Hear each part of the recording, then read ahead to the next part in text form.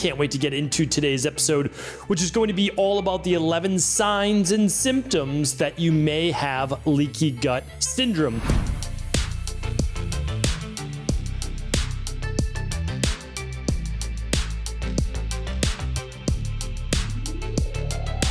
All right, everybody, we are back with Cabral Concept episode 2776 of the show. So leaky gut syndrome is essentially a leak, a permeability in the wall of your intestines. Now, if we take a look at my buddy Walter here, if you're watching this on video, you can see that below the stomach, you have about 20 feet or so of a small intestine and about 5 or 6 feet of large intestine. And this larger part, so the 20 plus feet, can start to become more permeable. And the reason is that, believe it or not, the only thing separating the outside of your body, which is essentially the inside of your intestines, from your bloodstream and the rest of your body is a single cell. Now, that single cell is supposed to be semi-permeable. It allows certain proteins, amino acids, sugar-based molecules, fatty acids, etc., through the gut wall so that it can begin to then feed the body. But one of the issues is that due to inflammation and alcohol and birth control and poor foods and certain food combining, etc., you can actually have an increased permeability. And when you have that, certain proteins or bacteria can seep through the gut wall that were never meant to get in your bloodstream. And when that happens, a whole host, an array of health issues can ensue, all of them inflammatory in nature, because one of the bacteria that spills out, that's meant to be kept inside of the intestines, never meant to be outside, is called a Lipopolysaccharidide. And lipopolysaccharides are bacteria, literally toxins, endotoxins that are contained inside the gut, inside of your intestines. And once they make their way to the bloodstream, havoc ensues, inflammatory based issues. And I'm going to go through 11 signs and symptoms. You don't have to have them all, but if you have a couple, start to think about maybe, just maybe, you may have leaky gut syndrome. So without providing any medical advice, medical treatment plans, medical cures, or medical diagnosis, we're going to get into those signs and symptoms right now. The first one is this: it's fatigue. It's a big one. Back in the day when I had massive intestinal permeability, aka leaky gut, I had awful fatigue. I mean, terrible fatigue with brain fog, so fatigue in both body and mind. That is one symptom, and it's because your body's so inflamed, your immune system is so elevated, going after these bacteria all the time, that you become exhausted. I mean, you really do. All right, number two is poor recovery, like poor tolerance to exercise, poor recovery in general from coughs and colds in your immune system. And the reason is that your immune system's supposed to take a break too. It's supposed to have some rest days. But when you're always fighting something, again, the body becomes exhausted, so does the brain, but you just have poor recovery because you're never able to rest. You're never able to recuperate. Sign number three is apathy. Now, this was interesting. When I was looking through the specific research, essentially what apathy means is that you just don't have the same zest for life. You're just not that excited about what life is throwing at you. You just don't have the same ambitions or goals or get up and go that you used to. That's apathy. And again, that affects the body and the brain, and in terms of neurotransmitter production as well. When you are inflamed and you are tired, you might even be suffering from chemical sensitivities or allergies due to the immune imbalance that can be caused by this leaky gut. You're going to be just less excited about life in general. And that can lead then to another sign and symptom, which is anxiety for no reason that you know of, just generalized anxiety or depression for reasons that you don't really know. Like, I don't know why I'm feeling so down. I don't know why I'm suffering from a greater amount of seasonal affective disorder when typically I wouldn't during the winter. I don't know why I'm so anxious. If you are suffering from those things, I can't recommend enough looking at the gut. I'm going to share with you at the end a few ways that you can test for overall underlying root causes, as well as actually asking your PCP if you want for a lipopolysaccharides test. All right, the fifth one is reduced appetite. Now, not everyone suffers from this. But if you have inflamed bowels, if you have inflamed intestines in the intestinal tract, and there's overall inflammation in the body, and you're exhausted and you're wiped out. Now, not everybody's wiped out. Not everybody's tired. I'm not going to say that. It's just one of the symptoms. But if you are, it can actually reduce appetite. So you can be one of those people that begins to lose weight from all this inflammation and from just the lack of appetite. That's something I had back in the day when I was suffering from, again, like I said, massive leaky gut. Now, my reasons for leaky gut were definitely stress-induced, but it was also eating certain poor foods, no doubt about it. And I believe it or not, from 14 years old to 17 years old, I was put on amoxicillin twice a day for over 3 years. So through my childhood and for 3 years, I took about 3,000 capsules of amoxicillin. Talk about destroying your gut microbiome, right? And that's what conventional medicine did. Now, I know they didn't mean it, but that's what they did to me, is when you give someone that many antibiotics, it can cause just awful imbalances in your gut microbiome and also causing leaky gut. That's very well scientifically researched now, and unfortunately, they still do it. Many dermatologists to this day put people on some type of antibiotic for acne. All right, the sixth one is this: lowered pain tolerance. I found this to be very interesting in the research when I was going through my studies, and lower pain tolerance is essentially an inflamed immune system. I mean, that's the thing. Like, you're more sensitive to, again, the outside world, to the environment, to chemical sensitivities, maybe even EMFs, but you have a lower pain tolerance. And that was one that I found quite interesting in the research. Number 6 is glucose dysregulation. If you're waking up with higher levels of fasting glucose, whether you're testing that with a single stick glucometer or you have a continuous glucose monitor, that could be related to these lipopolysaccharides and leaky gut. Very, very possible without a doubt. And I would even say highs and lows, like dysregulated glucose. Sometimes it's high, sometimes it's hypoglycemia, sometimes it's low. So that's something to look at. The 9th one is obesity. So unlike the people that might have the lowered appetite and maybe even the issues around the fatigue, some people actually begin to gain weight. They begin to gain weight more from their genetic predisposition. And again, it doesn't mean that they have to gain weight, but more of the endomorph body type, more of the kapha body type. When they get inflamed, their body begins to then slow their metabolic rate. Slows the metabolic rate in terms of thyroid production, slows it in terms of overall dopamine, so they might have more of that apathy, and they have less get up and go as well, and they have a lowered metabolic rate. They start to get dysregulated blood sugar, and they start to gain weight. So that's absolutely something to look at. Obesity is one of those potential causes. Now, obesity can be caused by a lot of different things, so don't get me wrong, but it was worth noting that it's directly tied, at least in some cases, to leaky gut.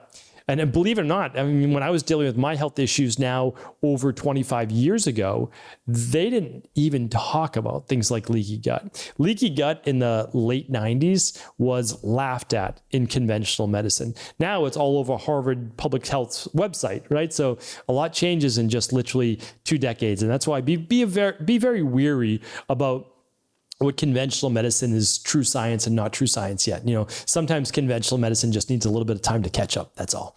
We'll give them a chance. All right. The 10th one is irritable bowel disorder. So basically, irritable bowel disorder, IBD, is a chronic form of IBS. So you've had irritable bowel syndrome for over 6 weeks, over 8 weeks, over 12 weeks, you start to just get labeled with a new label. Instead of it being irritable bowel syndrome, now it becomes irritable bowel disease. It's more of a chronic-based issue. But again, irritable bowel disease always has an underlying root cause. Yes, inflammation is part of that, but what's the cause of the inflammation? That's what we need to figure out. That's what we need to look at. I'll share that in just a moment. All right, the 11th sign and symptom of leaky gut is metabolic syndrome. This is where it starts to progress. This is where it starts to get much worse. It can lead to all of the symptoms I've talked about before. It can lead to that glucose dysregulation. It can lead to the obesity. Actually, one I didn't mention is poor sleep. So they found that people with leaky gut actually have less REM and deep sleep, less repair in the body because their body, again, is always on. It's always activated, fighting some type of bacteria in the body. All right, but that 11th one, which is really an accumulation that's been going on for a while now, it can lead to metabolic syndrome. Why is this important? Because metabolic syndrome is not one thing. It's a group of health-based factors that many people end up suffering from once they get into their mid-50s and beyond. Their body has been inflamed for so long, it's been imbalanced for so long, their rain barrel has overflowed that they now show signs of what? High oxidized cholesterol, high triglycerides, obesity, or at least abdominal obesity around the waistline, and tune in for another show this week on basically the worst food you can do for your waistline, which is really important because waist-hip ratio really does matter for metabolic syndrome that we're talking about right now. And also high blood sugar, so type 2 diabetes, and lower HDL, which is the high density lipoprotein. And that's, I'm just going to put that in air quotes, good cholesterol. And all that means is it helps to shuttle cholesterol that isn't needed, that isn't being utilized essentially out of the body or to where it can be used to a greater degree. So we don't want that, right? Because all of these are essentially lead to heart disease, and heart disease is the #1 killer still in the world, right? Like neck and neck with, cancer's coming up very close. And then of course there's, I would say the factors that lead to that, which is type 2 diabetes and high blood pressure, et cetera. So what I wanted to share with you here today is not gloom and doom. It's really not at all. We understand how leaky gut occurs and we know how to fix it. That's the nice thing. So I always talk about this on my digestive based shows, and I have so many free podcasts on digestion. I have a whole course just on digestion at stephencabral.com/courses. Whatever works for you. I'm just trying to get that information to you, however you like to consume it. But essentially what can go wrong with the gut is H. pylori, which is a bacterial infection essentially in the stomach that can also move into different parts of the body. The intestines as well. And then what do we have from there? Well, we have parasites. So parasites can be obviously a big issue, causing a lot of inflammation, poor absorption, potentially even leaky gut. And then we have candida overgrowth, a yeast-based overgrowth. And then we have SIBO, or small intestinal bacterial overgrowth, some type of dysbiosis of bacteria. So any one of those four can create enough inflammation that it could cause leaky gut on their own. So basically it takes these intestines, again, if you're watching this on video, and it opens them up to a larger degree. So now when you're eating, even if they're healthy foods, you begin to spill these foods out into the bloodstream. One caveat is that being on a keto high-fat diet can actually increase the amount of lipopolysaccharides that are moved from your gut, from inside of your gut to your bloodstream. And I'm not demonizing saturated fats. What I am saying is they have been clinically proven to increase lipopolysaccharides and inflammation in the body. This is verifiable. Please, you don't have to trust me. You can go and you can verify this on your own. Whereas monounsaturated fats don't have this same effect. So even if you want to be on a higher fat diet, then aim for those monounsaturated fats, which is more of the olives, olive oil, avocados, etc. All right. So I wanted to share that with you. Now, what I want to share is how you find out if you have elevated levels of these lipopolysaccharides. So one thing that you can do is you can actually ask your PCP to run a lipopolysaccharide lab test. This is blood work to look at the lipopolysaccharides in your blood. Like, it's that simple. Now, it will tell you if they're elevated past the norm, and then it will tell you how elevated past the norm they are. The more lipopolysaccharides, well, potentially the more leaky gut.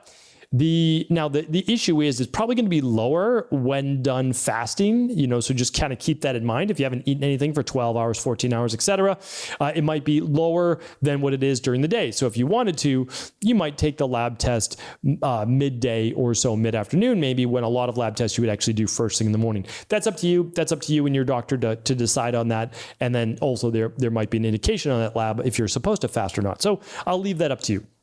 Okay, the other part, and what we look for, is actually, I think, just as important, if not more important, is finding out the underlying root cause of a leaky gut. So if you want to test for parasites, food sensitivities, H. pylori, candida, and bacterial overgrowth, all the things that can go wrong with the gut, my recommendation is to run what's called the Big 3 lab test. The Big 3 lab tests look at your food sensitivities from an IgG perspective, 190 healthy foods that can still be creating inflammation in your body, so it's unique to you. The second one is the Candida Metabolic and Vitamins test. That'll look for yeast overgrowth, Clostridium difficile, and many others, as well as look at short-chain fatty acids. It will look at your neurotransmitter metabolites. It'll look at your energy levels, your vitamin levels, and much more. And the last one is the bacteria and parasite stool test, and that will actually look for bacterial-based forms, commensal bacteria, negative bacteria that shouldn't really be there, and it will look for parasites and H. pylori. So there are 3 unique tests. They're both phenomenal. We can link that up in the show notes here today. That'll be at stephencabral.com/2776. 2776 is today's episode, so we'll link everything up there. And then if you do feel that there's an issue with your gut and let's say you got that back in the lab test, which those labs will actually come with a health coaching call to make sure you get the right plan for you, you'll most likely begin something called the CBO protocol, and then do something called the CBO finisher. That stands for Candida Bacterial Optimizing Protocol. Maybe you do the Parasupport Protocol if you find that that's an issue. But the CBO finisher then begins to heal and seal up that gut wall. And I can't link those up today. Unfortunately, we're not allowed to do that. But you can find the CBO protocol and CBO finisher at stephencabral.com/shop. Just keep in mind, that'll take you over to Equilife. That's our global virtual functional medicine practice. We ship 27 countries around the world trying to help people, but you don't have to work with our company. Always keep that in mind. You can simply look at what we use, and then you can work with your local naturopathic doctor or your integrative health practitioner. So hopefully this has been helpful. Always let us know if you have any questions. If you want us to do a follow-up, I'm always happy to do that as well. Take care, everybody. All those notes today will be at stephencabral.com/2776. Thanks so much for tuning into today's show. Before you go, don't forget to hit that subscribe button. I want to make sure that you're getting our daily content, not missing out on anything. Functional medicine, wellness, weight gain, weight loss, anti-aging, living longer, stronger, and all of the most cutting-edge research. And if there's any topics you want to hear, feel free to leave them in the comments below. Take care.